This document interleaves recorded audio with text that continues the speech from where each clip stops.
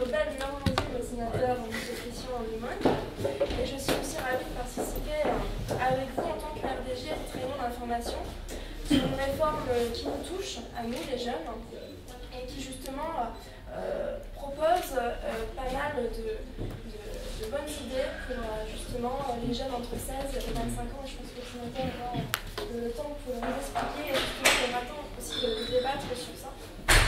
En tous les cas, on comprend d'ailleurs toute la portée et l'enjeu de cette réforme, alors où on parle justement de crise sociale, de crise morale, d'effritement du lien social et aussi de la perte de repères.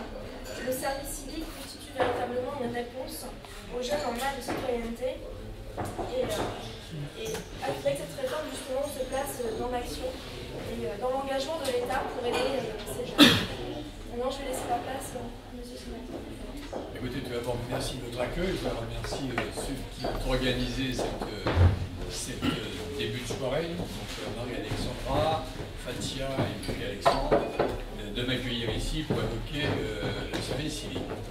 Alors, si je suis là ce soir, c'est pour deux raisons. La première, c'est pour vous expliquer ce qu'est le service civique.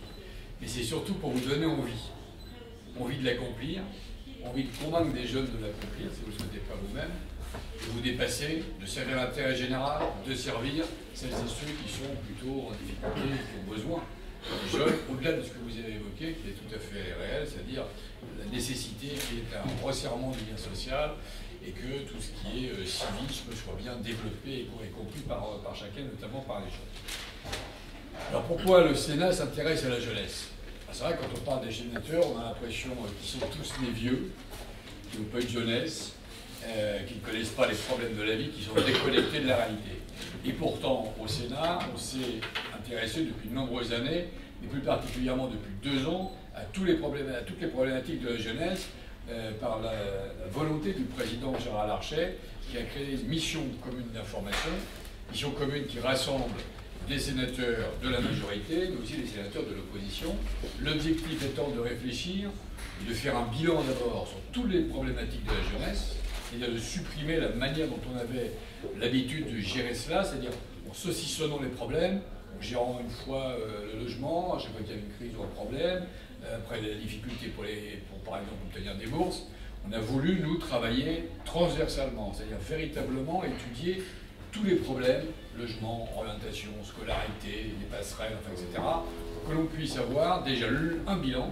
On peut dire que le bilan, aussi bien sénateur de gauche que sénateur de droite, on a réussi quasiment à avoir un consensus. Après, évidemment, sur les solutions, c'est un peu plus compliqué. En tous les cas, nous avons sorti un certain nombre de propositions, dont certaines ont été reprises, le 10e mois de bourse, par exemple, le système d'orientation que l'on met en place, Jean-Robert Pitt a la charge d'organiser pour le printemps prochain. Bien donc, on est satisfait de ce qu'on a fait et nous sommes satisfaits surtout que le service civique ait été mis en place, puisque nous l'avons proposé. Alors pourquoi on a proposé le service civique? Parce que nous avons constaté que depuis la disparition du service militaire, il n'y avait pas un moment fort dans la vie des jeunes où ils avaient la possibilité de rencontrer des jeunes d'autres milieux, de voir autre chose, de découvrir certains secteurs de la France, mais pourquoi pas aussi certains pays, et d'aller servir l'intérêt général, d'aller servir, comme j'indiquais tout à l'heure, celles et ceux qui sont véritablement en difficulté.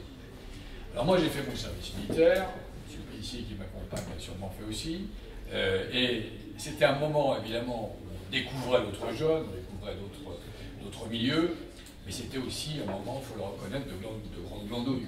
On nous apprenait à faire le mur, etc. Donc, bon, on a essayé de trouver quelque chose qui va quand même un peu plus constructif que ça. Et l'idée du service civique nous est apparue une bonne solution. C'est-à-dire que ce soit un service qui soit orienté essentiellement vers les jeunes, c'est-à-dire 16-25 ans, que ce soit aussi bien les garçons que les filles, et que ce soit sur le terme du volontariat. C'est-à-dire qu'on a eu un grand débat, aussi bien à l'Assemblée nationale qu'au Sénat, pour savoir si on faisait du volontariat ou s'il devait être obligatoire.